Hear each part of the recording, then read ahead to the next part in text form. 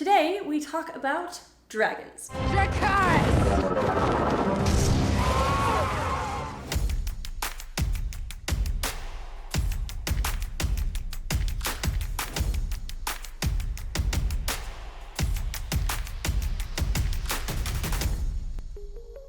Perhaps there is no other creature as well known in its association with China. I mean, you can literally see them everywhere.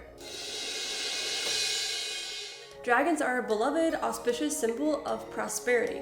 There's even a Chinese idiom, 望子成龙, which expresses the idea of hoping that your son is successful, but literally, it means to hope one's son becomes a dragon. I guess Eustace's dad should have been pretty proud of him after all. I'll wager you didn't even believe in dragons this morning. For over 2,000 years, dragons have even been an official imperial symbol. To ancient Chinese and folk religion, dragons are really important, but they're also controversial, so we'll get to that later. Dragons in Chinese culture come in many different forms, like the turtle dragon, the horse dragon, the pig dragon, small stone dragons that are used to awaken gods and provide comic relief. And you, O demoted one.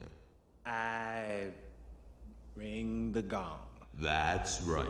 As opposed to American culture, where they mostly come in the form of Benedict Cumberbatch, questionable TV shows, and kids' cartoons. Dragons and Vikings, enemies again! The most well-known form is the snake-like dragon seen on the Qing Dynasty flag, like the one used in Taiwan from 1889 to 1895. Now, a typical Chinese dragon has 4 legs, a snake-like body, can fly, but doesn't usually have wings.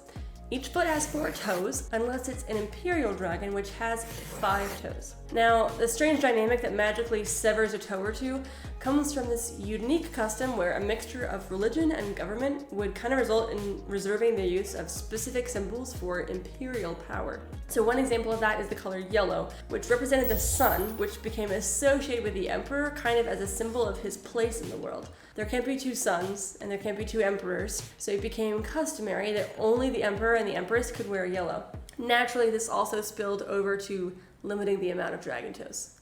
I don't know why. The physical composition of a dragon is super important. For instance, there is a Chinese scholar from the Han Dynasty, Wang Fu, and he noted there's 9 animal resemblances used to represent an authentic dragon. Wang Fu said a real dragon must have antlers of a deer, a camel head, demon eyes, a snake neck, and so forth. This is probably why Falkor the luck dragon looks so absolutely terrifying. Now, the list can change depending on the person through history, but it still stays pretty close to these details. They're also said to have 117 scales, 81 yang, and 36 yin, which gives kind of a 7-3 split between the energies. Dragons are known specifically for having control over water and drought, which places a lot of them directly into the sea. This is probably why Shang-Chi encounters a dragon in the water, and would also explain why Sisu loves swimming so much. I'm a wicked when I hit that liquid. I slaughter when I hit the water. I'm like really good at swimming. Through rhyme, I was trying to make that I'm really good at I'm a good swimmer. I mean, where else are dragons supposed to live? Besides anywhere. They could literally live anywhere. Dragons also play a huge part in religious worship, which includes an entire pantheon of dragon kings and gods that we fully can't explain, but these gods have elaborate stories, like the time Ao Bing, the dragon son of the East Sea dragon king Ao Guang, confronted Neja, yelling, "You self-righteous cur!" only to be killed, which kicked off an epic tale of suicide and resurrection and godhood. It's actually said that Ao Bing died burning inwardly with hatred for his youthful opponent. Typical Neja. He does that to people. So, dragons are in fact a thing. Good day all round. A common occurrence during festivals and parades is a traditional dragon dance. You've probably seen it. We actually saw when we went to the Matsu festival. And this dance that goes all the way back to the Han Dynasty. Seriously. Those guys were trend starters. Now, originally, a dragon dance was called upon to end droughts or floods, which connects back to their association with water. A typical dragon dance has a cloth dragon carried by an auspicious number of dancers, and one member of the troupe has this large ball on a stick, which represents a pearl the dragon kind of chases around throughout the dance.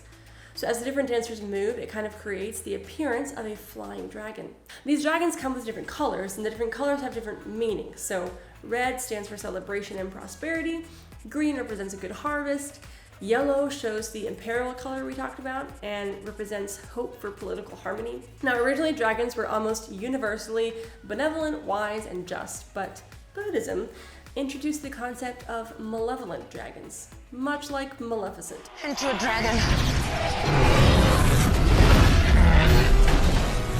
The idea being that water isn't just a force for good, but it's also sometimes a force for destruction. As a result, some people see natural disasters as a sign of upsetting a dragon. Compare and contrast! I'm not singing, but I said it.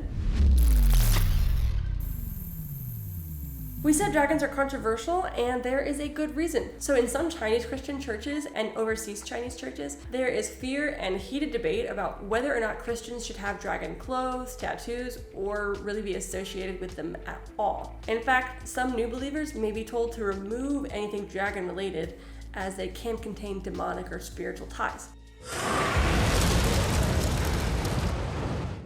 That's unfortunate. For those who come from a background worshiping dragons and living in fear of inauspicious symbols, dragons may have been an important, positive, or perhaps frightful subject. But the fear of dragons isn't exclusive to folk religion.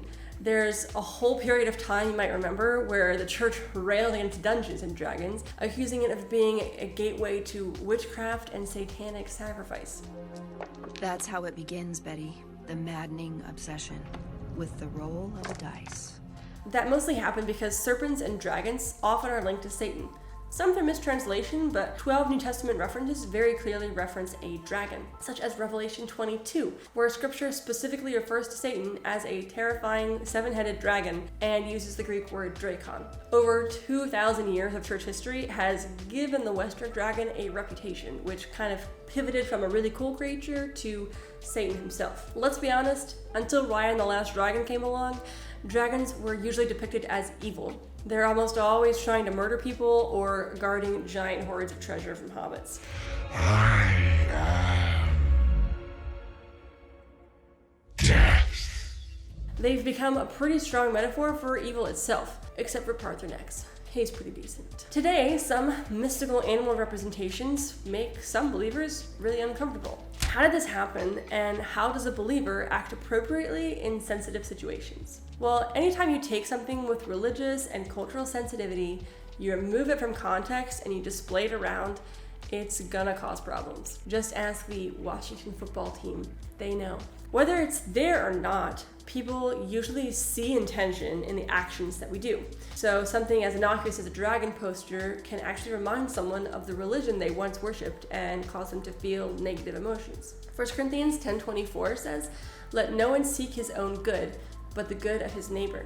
So first, as Christians, we should always be trying to help other believers grow, and sometimes that means we have to limit what we do, wear, eat, and watch in the presence of other believers. This is what Paul was saying in Galatians 5, 1 Corinthians 8, Romans 14. He talks about it a lot. So instead of being upset about our inability to watch Loki when your friend Gary comes over because he had a neo-pagan worship phase, Yes, very sad.